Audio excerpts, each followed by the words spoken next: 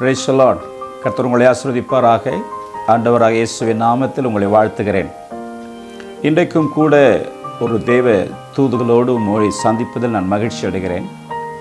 பிரியமானவர்களே, ஆதியாகமம் 3ஆம் அதிகாரம் 9வது வாக்கியத்தை சற்று வாசிக்கும் பொழுது, தேவன் தம்முடைய சிருஷ்டிப்பின் முக்கியமான பங்காயிருக்கிற தேவனுடைய சாயலை படைக்கப்பட்ட அந்த மனுஷனை பார்த்து, எங்கே இருக்கிறாய் என்று கேட்கிறார்.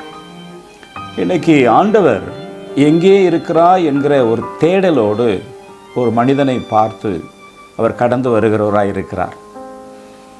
அவர்தான் ஒரு உன்னத நோக்கத்தோடு இந்த மனிதனை படைத்தார், உருவாக்கினார். தம்முடைய சாயலில் அவனுக்கான மகிமையான ஒரு இடத்தை கொடுத்தார், சுவாசத்தை கொடுத்தார்.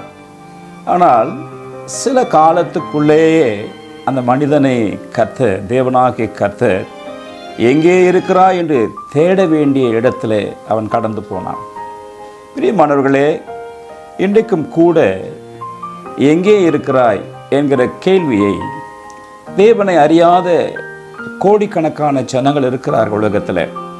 அவர்களை பார்த்து நீ எங்கே இருக்கிறாய் என்று கேட்டால் சிலர் சொல்லுவார்கள், நான் குற்றத்தின் மத்தியிலே குற்றவாளியைப் போல பிடிக்கப்பட்டிருக்கிறேன், என்னுடைய சுயமான தைரியத்திலே நான் ஓடிக்கொண்டிருக்கிறேன், பலவிதமான பிரச்சனையிலே நான் சிக்கி தவித்து கொண்டிருக்கிறேன், இன்னும் சொல்லப்போனால் பல இடங்களை சொல்லி நான் இங்கே இருக்கிறேன் என்று சொல்லுவார்கள். புகழின் உச்சியிலே, பதவியின் உச்சியிலே சிலர் இருக்கிறார்கள். ஆனால் ரட்சிக்கப்பட்ட கர்த்தராகிய தேவ பிள்ளைகளுக்கு ஒரு காரியம் இருக்கிறது.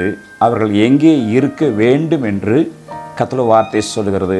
அதை தான் உங்களுக்கு நான் கடந்து வருகிற நாட்களில் தொடர்ந்து கர்த்தருடைய பிள்ளைகள் எங்கே இருக்க வேண்டும் என்று ஆண்டவர் தேடுகிறாரோ அதை குறித்து தியானிக்க போகிறோம். கர்த்தர் உங்களை ஆசீர்வதிப்பாராக. God bless you.